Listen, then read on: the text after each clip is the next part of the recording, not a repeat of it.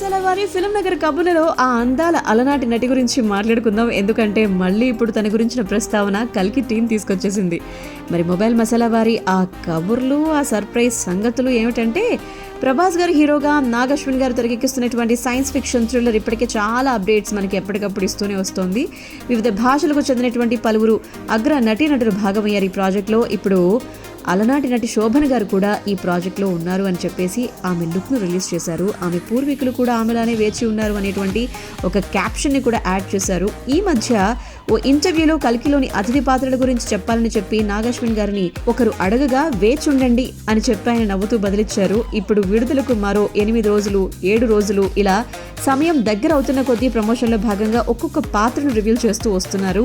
ఒకప్పుడు అగ్ర హీరోల సరసన నటించి మెప్పించినటువంటి శోభన్ గారు చివరిగా తెలుగులో గేమ్ అనేటువంటి సినిమాలో 2006లో కనిపించారు. మళ్ళీ 18 సంవత్సరాల తర్వాత కల్కి 2898 ADలో టాలీవుడ్ రీఎంట్రీ కోసం అని చెప్పి ఈ సినిమాతో మళ్ళీ మన ముందుకు రావడం విశేషం అని చెప్పుకోవాలి.